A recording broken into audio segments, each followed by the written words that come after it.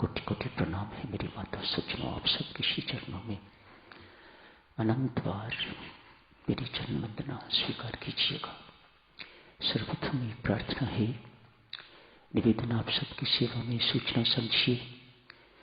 अगले माह हांसी में जो साधना सत्संग हो रहा है, दिल्ली से जो नाम स्वीकार हुए हैं उनकी सूची बाहर लिख के लगा दी गई हुई है। मेहरबानी करके जाने से पहले देख लीजिएगा।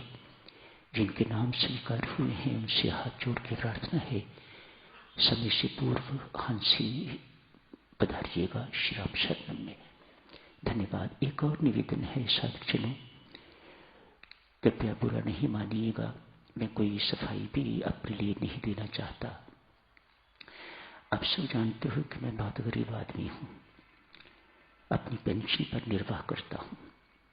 थोड़े संकेत आपको दे रहा हूं, शायद आप लोग भूल जाते हैं बीच बीच में ये सब बातें। मैं कोई भिखारी नहीं इंसान का, किसी से भीख नहीं मांगता हूं। तो भिखारी, लेकिन मैं भीख नहीं मांगता किसी से।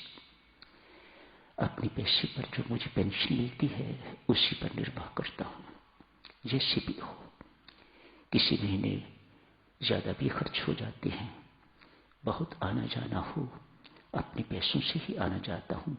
मैं ट्रस्ट से सिर्फ एक रहने के लिए जगह मुझे दी हुई है जो मेरा अधिकार है।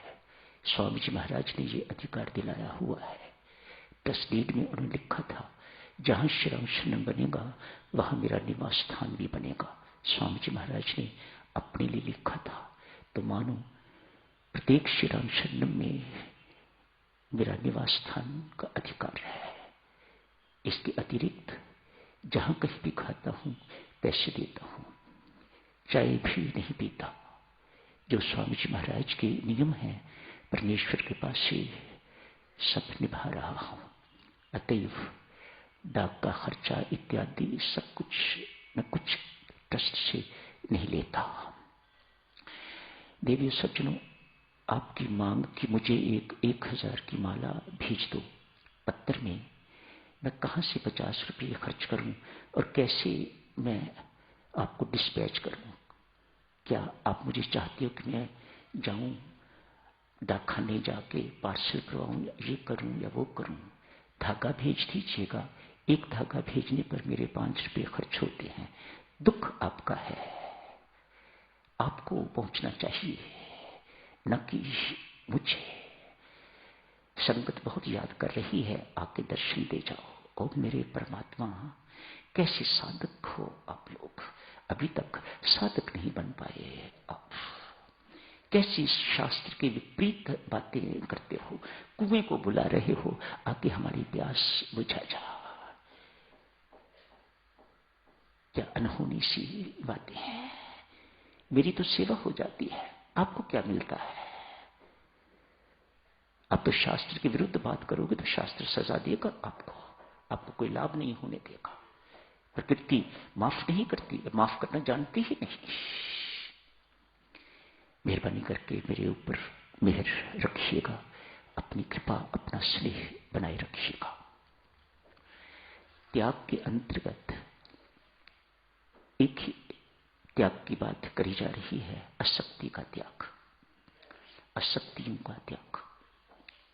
अर्थात हाथ में लगने वाली हथकड़ियां क्या हैं, पांव में लगने वाली बेड़ियां क्या हैं, इनका त्याग।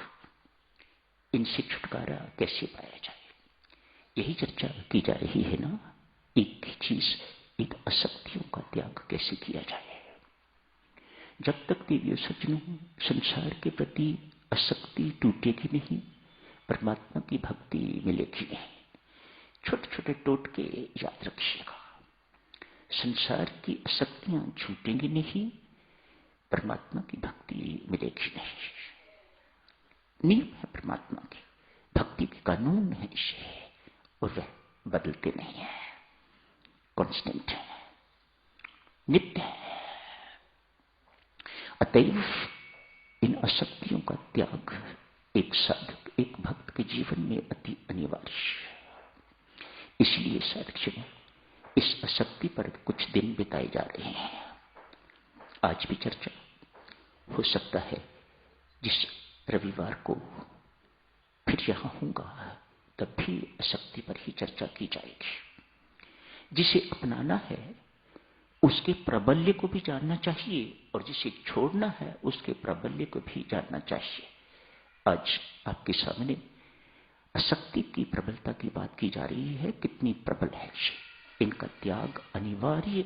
यदि आप भक्ति रूपी महल में, परमात्मा के महल में, मोक्ष महल में प्रवेश करना चाहते हो तो इसके बिना निर्वाह नहीं है।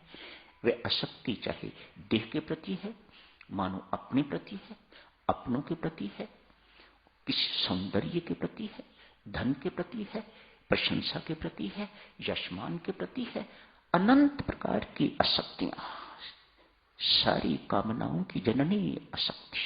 आसक्ति को मां कहा जाता है, कामनाओं को बच्चे कहा जाता है। इसी मां की कोख से जन्म लेती हैं तरह तरह की कामनाएं। आसक्ति का त्याग तो कामनाओं का अपने आप त्याग। मां मर गई तो बच्चे कहां से होंगे? अतएव आसक्तियों का त्याग करने की आवश्यकता। कैसे किया जाए? एक दृष्टांत के माध्यम से देखेंगे कि कितनी प्रबल है ये आसक्ति। पर उससे पहले जो करने की चीज है, मेहरबानी करके उस पर ध्यान फरमाइएगा। आज जाने अनजाने किसी एक व्यक्ति ने मधुमक्खियों का छत्ता होता है, उसको छेड़ दिया। उसको छेड़ने की सारी मधुमक्खियां उस छत्ते से निकली और उस व्यक्ति के पीछे पड़ गई। वह व्यक्ति सिर से पांव तक मधुमक्खियों से घिर गया है। अनहोनी बातें नहीं है ये। जिन लोगों ने मधुमक्खियां देखी हुई हैं उनको पता है कि ये किस प्रकार से पीछा करती हैं, छोड़ती नहीं है। ये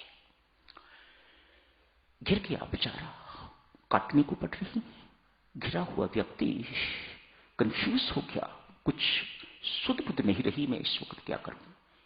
कहीं से आवाज आई, दूर से कोई देख रहा होगा किसान, कहा भागो यहां से, तब ये पीछा छोड़ेंगे। उसने तेजी से भागना शुरू किया। उतनी ही तेजी से मक्खियों ने भी भागना शुरू किया। मक्खियां उसके पीछे पड़ी हुई हैं। व्यक्ति ने देखा कि अभी भी मक्खियां इसका पीछा नहीं छोड़ रही, तो कहा भाई इस वक्त यदि तू कोई कंबल या कोई कपड़ा इत्यादि भी ओढ़ेगा तो भी ये मक्खियां उसके अंदर ही रहेंगी, इतना पीछा नहीं छोड़ेंगी। इनसे पीछा छुड़ाना चाहते हो, तत्काल वह सामने तालाब है, नदी है, उसके भीतर प्रवेश कर जाओ। उस व्यक्ति ने ऐसा ही किया। मरता क्या ना करता, उस नदी में प्रवेश कर गया है। कितनी देर तक डुबकी लगा के रखता, आखिर बाहर निकला। बाहर निकला तो देखा कि मक्खियां फिर सिर पर मंडरा रही हैं। व्यक्ति ने देखा कि मक्खियां अभी भी इसका पीछा नहीं छोड़ रही, ये इसको खा के छोड़ेंगी, ये इसको काट के छोड़ेंगी। अनेक सारी मक्खियां एकदम काट देती हैं तो डॉक्टर लोग जानते हैं क्या बुरा हाल होता है। व्यक्ति मर भी सकता है, व्यक्ति कुछ ना कुछ बहुत कुछ हो जाता है, बेहोश हो जाता है, इत्यादि इत्यादि। बाहर मत निकल, व्यक्ति ने कहा। फिर डुबकी लगा, चल आगे। अनेक बार डुबकी लगाता जा, तनिक सिर बाहर निकाल, फिर डुबकी लगा और बाहर बहता जा साथ ही साथ। ऐसा ही किया। कुछ देर के बाद देखता है मक्खियों से छुटकारा मिल गया है। संत महात्मा यहां समझाते हैं ये मक्खियां और कोई नहीं, आसक्ति रूपी बंधन। कहां तक ये पीछा करते हैं?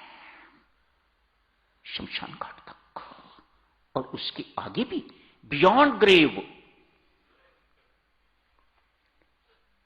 इनको यहीं काटोगे नहीं, सत्संगति रूपी आरी से कटवाओगे नहीं, काटोगे नहीं, तो ये जन्म जन्मांतर आपका साथ देंगी, पीछे ही पीछे पड़ी रहेंगी जैसे ये मधुमक्खियां।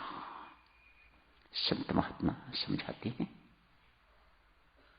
सत्संग रूपी डुबकी लगा के रखो, एक बार नहीं, बार बार। संत का संग कहो नानक गुरु बंधन काटे। ये अशक्ति रूपी बंधन कहो नानक गुरु बंधन काटे। जो कोई माई का लाल इन बंधनों को तोड़वाना चाहता है तो गुरु तोड़ता है, संत तोड़ता है। बंधनों की दिशा अपनी ओर मोड़ता है, अपने प्रति संगत को आकर्षित करता है। ये परमेश्वर का दिया हुआ वरदान समझिएगा। सच्चे संत को परमात्मा का इस प्रकार का वरदान, सारी संगत तेरे आगे पीछे घूमेगी, तेरी ओर आकर्षित होगी। उसके पीछे कारण है, और कारण ये है, अपनी ओर आकर्षित किए बिना संसार का आकर्षण टूटेगा नहीं। अपनी ओर आकर्षित करके तो भक्तजनों, साधकजनों, आपके बंधन संसार से जो बंधे हुए हो आप लोग, उन बंधनों को संत काटता है।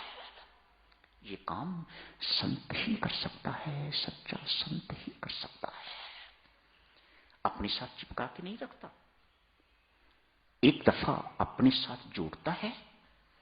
जब देखता है कि ये पक्की तरह से जुड़ गए हैं, मानो निर्बंध हो गए हैं, संसार से निर्बंध हो गए हैं और मेरे साथ बंधन युक्त हो गए हैं, तो आपके बंधन की दिशा परमात्मा की ओर मोड़ देता है। लो मेरे माई बाप, सारे संसार के माई बाप, ये बच्चा अब तेरा तैयार है, इसे अपनी गोद प्रदान करिएगा। इसीलिए कहते हैं साधक जनों, मोक्ष दिलाना, मुक्ति दिलाना परमात्मा के अधीन नहीं है, गुरु के अधीन है, संत के अधीन है। जैसा आपका केस वह परमात्मा के सामने प्रस्तुत करता है, तैसा परमात्मा कर देता है, उसको ना नहीं करता। कहो नानक गुरु बंधन काटे। कैसे? इस प्रकार से स्वामी रामकृष्ण परमहंस इसे थोड़े और सिंपल ढंग से समझाते हैं। कहते हैं, कटहल होता है, महिलाएं उसे काटती हैं सब्जी बनाने के लिए। यदि समझदार नहीं है तो काटने वाली छुरी जो उससे दूध निकलता है चिपक जाती है, हाथ भी चिप चिप करने लग जाते हैं दूध से। मानो बंधन में बंध गए। समझदार महिला, गुरुमुख महिला, वह जानती है हाथों पर तेल लगाने की जरूरत, छुरी पर तेल लगाने की जरूरत, और फिर कटहल काटती है। न छुरी को दूध चिपकता है, न हाथ को दूध चिपकता है, सारी की सारी चिपचिपाहट खत्म हो जाती है। ठाकुर यहां समझाते हैं, संसार के बंधन तोड़ना चाहते हो तो भगवत प्रेम रूपी, भक्ति रूपी तेल अपने शरीर पर, अपने हाथों पर लगा के रखो, तो संसार चिपकेगा नहीं। नहीं तो संसार के बंधनों से बचना बहुत मुश्किल है। कहना बहुत आसान है साधक जनों, समझाना बहुत आसान है, उपदेश देना बहुत आसान है, लेकिन करना बहुत कठिन है। संसार में रहते हुए निर्लेप रहना, अनासक्त रहना बहुत कठिन बात है। आज साधक जनों थोड़े समय में देहासक्ति की बात करते हैं। ये अपनी देह के प्रति आसक्ति कितनी प्रबल है। पहले अपनी देह के प्रति कोई मरना नहीं चाहता। बहुत दिनों से कौमा में अंदर से कभी उसे पूछ के देखो तो वह कहेंगे, मुझे आशीर्वाद दे दो, मैं बिल्कुल ठीक हो जाऊं। है ना डॉक्टर साहब? ऐसा ही है ना, ऐसा ही करते हैं लोग, ऐसा ही कहते हैं लोग। मरना नहीं चाहता। शरीर इतना जीर्ण हो चुका हुआ है, रखने योग्य नहीं है, लेकिन वह इस शरीर को छोड़ना नहीं चाहते। किसी भी वृद्ध से पूछ के देख लो, वह मरना नहीं चाहता। ये शरीर के प्रति आसक्ति है, इसे देहासक्ति कहा जाता है। धृतराष्ट्र की पत्नी गंधारी विदुषी, बहुत विद्वान, बहुत ज्ञानी है, उसकी महिमा जितनी गाई जाए कम। पतिव्रत धर्म निभाने के लिए अपनी आंखों पर पट्टी बांध रखी हुई है। मेरे पति ने संसार नहीं देखा तो मुझे भी संसार देखने का कोई अधिकार नहीं। विवाह होते ही, ससुराल आते ही अपनी आंखों पर पट्टी बांध लिया है। महाभारत का युद्ध समाप्त हुआ। कहते हैं भगवान श्री कृष्ण स्वयं गंधारी के पास गए, जाके कहा, माते तेरे सारे के सारे पुत्र मर गए हैं। आग बबूला है। भगवान श्री कृष्ण को गंधारी ने गालियां निकाली हैं, ये सब कुछ तेरे कारण हुआ। सत्य जानती है, भगवान है सब कुछ करने कराने वाला, बहुत पक्की है अंदर से, सब कुछ तेरे कारण हुआ। भगवान श्री कृष्ण ना नहीं करते, हां ठीक है। कहते हैं भगवान श्री कृष्ण को शाप दिए, एक एक शाप भगवान श्री कृष्ण ने गंधारी का स्वीकार किया, शिरोधार्य किया। मां तू जो कह रही है ऐसा ही होना है, ये शाप नहीं, तू अपनी तरफ से शाप दे रही है, पर तू जो कह रही है बिल्कुल ऐसा ही होना है। पर तू अपने मन से क्रोध निकाल, जो कुछ मेरे साथ होना है मैं तो होके रहेगा, तो उसकी चिंता ना कर, लेकिन अपने मन को जलाना, अपने हृदय को जलाना। तेरे सारे के सारे पुत्र मर गए हैं, युद्ध क्षेत्र में पड़े हुए हैं, शोकग्रस्त रो रही है, बिलख रही है। शमशान घाट नहीं, युद्ध क्षेत्र में अभी पड़े हुए हैं। जाती है वहां पर, दुर्योधन को पहचान के उसका सिर गोदी में रख के तो बिलख बिलख के रोती है। कहते हैं मां ने अपनी आंखों से एक बार फिर पट्टी उतार दी है। एक बार तब उतारी थी जब दुर्योधन को कहा था तू नंगा होके मेरे सामने आ, आज फिर पट्टी उतार दी है। जैसे ही नजर घुमाई, शव ही शव, खून ही खून देखा तो मानो हालत इस प्रकार की होगी जैसे बेहोशी जैसी हालत हो गई है। ये सारी मेरी संतान मरी पड़ी है। यही समाप्त करने की इजाजत दीजिएगा साधकजनों। बहुत प्रबल है देहाशक्ति।